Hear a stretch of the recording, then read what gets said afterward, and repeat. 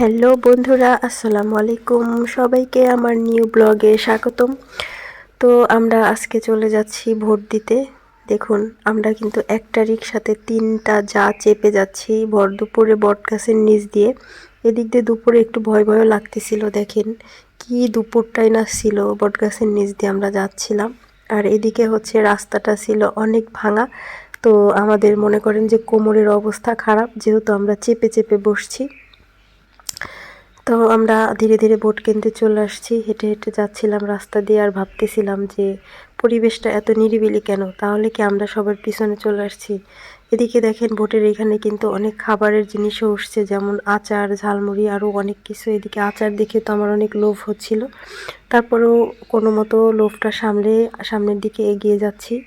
আমরা কিন্তু প্রায় যেতে যেতে দেখেন ভোট কেন্দ্রে এই যে আমরা নেমে যাচ্ছি এখন। আমার যা আগে নেমে যাচ্ছে, তারপরে আমি পিছন পিছনে ক্যামেরা ধরে ধরে যাচ্ছি। একদম নিরিবিলি পরিবেশ ছিল, দেখেন কোনো ঝামেলা ছিল না। আমরা এই ভয়টাই পাচ্ছিলাম যে আমাদের লাইনে দাঁড়িয়ে থাকতে হবে কিনা।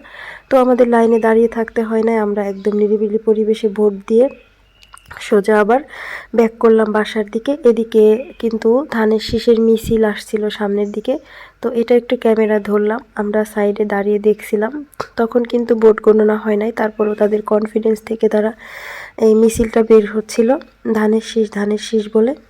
দেখো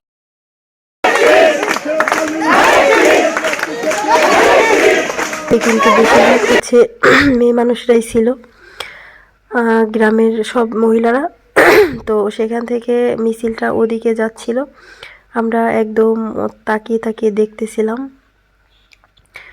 ওই পর্যন্ত গিয়ে মিছিলটা হচ্ছে ওখান থেকে আবার সামনের দিকে ব্যাক করতেছিল। তো ততক্ষণে আমরা দাঁড়িয়ে কিছু খাওয়া দাওয়া করতেছিলাম। দেখেন মিছিলটা কিন্তু আবার ব্যাক করে এদিকে চলে আসতেছে। তো এর মধ্যে আমার শাশুড়ি বলতেছিল যে আমাকে একটা পান খাওয়াও। তো সেই মুহূর্তে চলে গেলাম পানের দোকানে, গিয়ে বললাম একটা পান দেন। তো সে কি জর্দা দিয়ে খাবে এটা দোকানদার জিজ্ঞেস করতেছিল। তো সেখান থেকে একটা পান সে বানাচ্ছিল। সে পানটার দাম নিয়েছিল 5 টাকা।